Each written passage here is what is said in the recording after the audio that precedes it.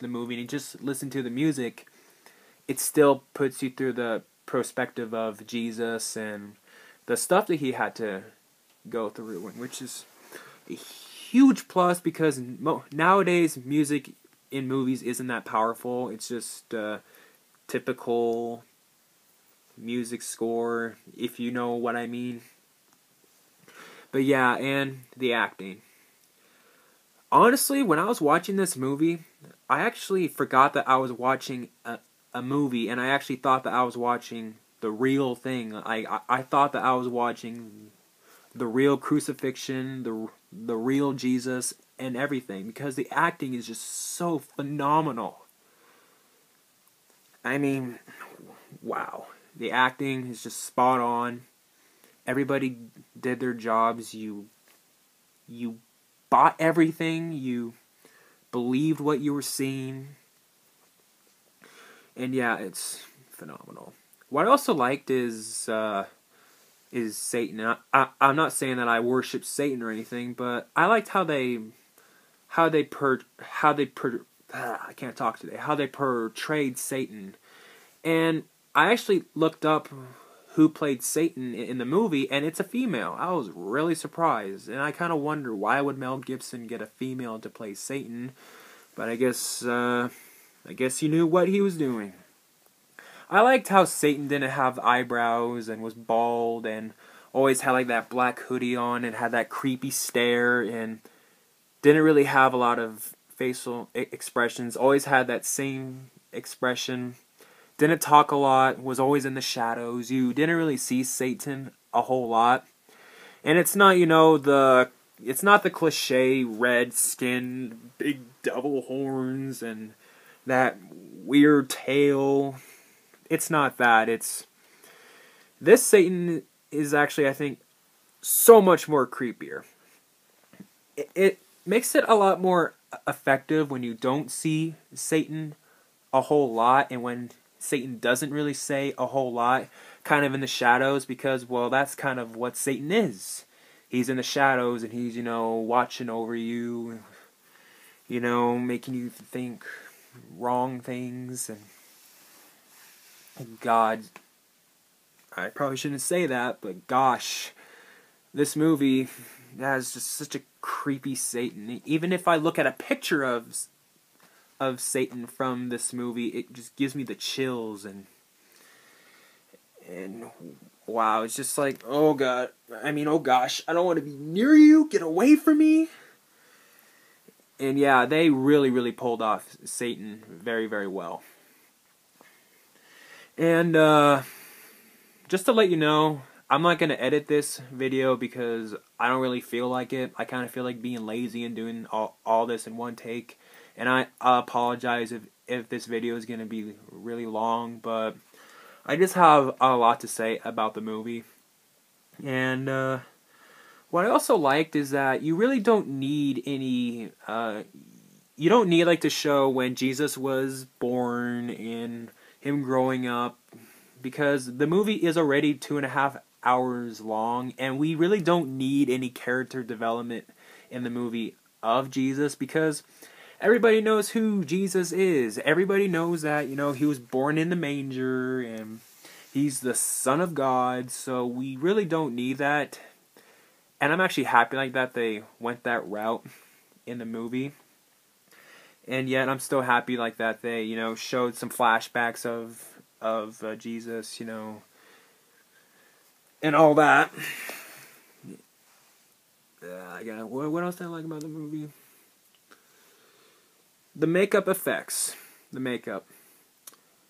I swear, it actually looks like real wounds, and when Jesus is, when he's getting all tortured and everything, you actually, it's creepy watching Jesus get tortured because, one, it's Jesus, and two, it looks so eerie, realistic, and it's kind of hard to watch this movie, actually, because just how brutal and realistic it is. And when Jesus' eye is all white and he's all, leaning back, that just gives me the chills every time.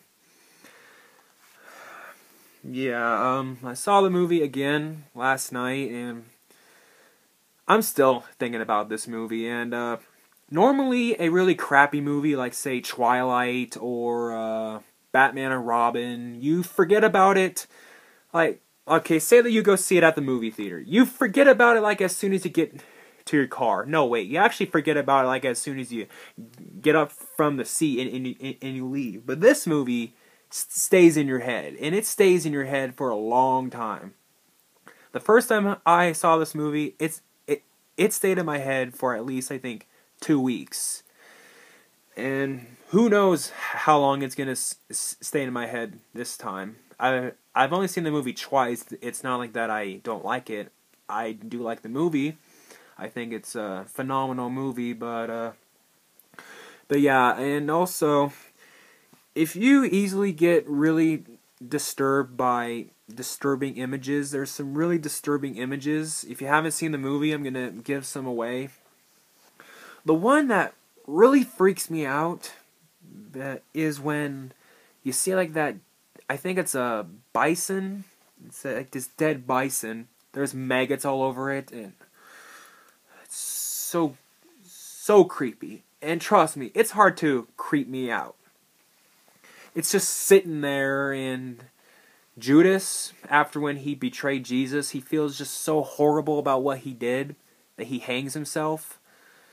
That part is just so creepy. And the part when like the kids are following him, and Satan is getting in his head, making him feel even worse. And yeah, the images of the kids really freaks me out still. It freaked me out back then, and it freaks me out now. I never had nightmares about it, but sometimes in my sleep I still see like those images in my head, and yeah, and I can still see those images now. This movie will stay in your head, and it ain't going nowhere. It's staying in your head for a while. The main thing what I like about this movie is that, before this movie, they would always sugarcoat every movie about Jesus. Like, they would always wimp out and, not do any of the violence. It just wasn't really realistic. I mean, they would all speak English. I mean, Jesus never spoke English back then.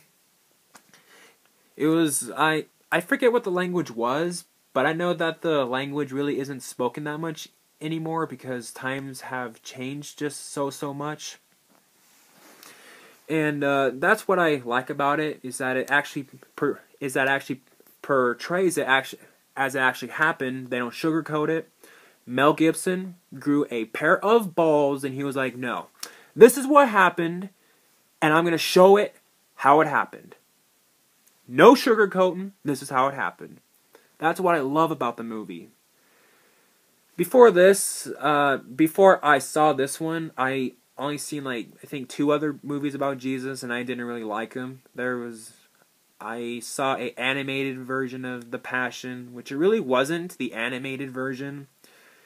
It just wasn't that good. And there was this other one, I forget what it was called, and I know that there's The Last Temptation of Christ, but I haven't seen that one. Honestly, I think that The Passion of the Christ is the one true version, the one true movie about Jesus that you need to see. If you don't believe in God and all that, don't watch this movie. But yeah, and the crucifixion is pretty hard to watch too, because it just makes you think, what if that was me? And that was so brave of Jesus to actually do that, and knowing that his family was, watching him the whole time, and knowing that they couldn't do anything about it. And that people were just so mean to Jesus. They were all spitting in his face, beating the crap out of him. But yeah, and people have been saying that, oh, this movie's just torture porn and all that. Really? You're gonna say that a movie about Jesus is torture porn? you're an idiot. Because it's Jesus. As I said earlier, you're probably sick of me hearing this, but that's what really happened. It wasn't all, happy faces, kisses, rainbows, and all that. The story of Jesus really isn't all that happy. I mean, it has some pretty depressing moments, and yeah, it's not a torture porn movie. If you want to think that, well, go right ahead. I can't stop you, but people are saying, oh, it's nothing but just a guy getting tortured for 2 hours. Why would you want to watch that? I'm not going to repeat myself. But, however, one thing that I do have to admit is that I do kind of wish that they would have shown more of the resurrection of Jesus at the end. I mean, don't get me wrong, it is a pretty cool way about how they ended the movie, about when Jesus wakes up and all of the wounds on his body are all gone except for the holes from when he got crucified. I thought that is a pretty effective way because it does, leave it to your imagination that, and just imagine the rest in your head. But yeah, it still would have been nice to actually see the rest. And it might have been pushing it because that the movie was already 2 hours long. But yeah, I still would have liked to see, the rest of it. About when Jesus got resurrected and he came back and proved to everybody that he really was the Son of God. But yeah, I think that's really my only complaint about the movie. Is that I kind of wish that we would have saw more of the resurrection. But I guess that's just a little nitpick. And yeah. So this video is almost 20 minutes long. I really apologize. I really didn't mean to make it that long. But yeah, this movie is just phenomenal. It's phenomenal. It's emotional. It's hard to make me cry during a movie, but this actually did.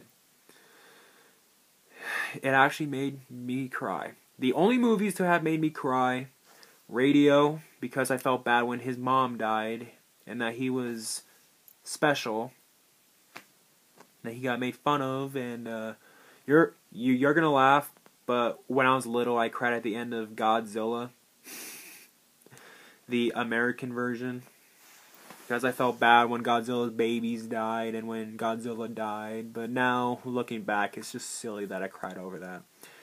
I cried during The Lion King when Mufasa died, and this. But yeah, as I said, this movie's kind of hard to watch, but yeah, that's what makes it so unique, and it's just so phenomenal. So anyways, I think I have said all I need to say about the movie. So yeah, take care, and happy Easter.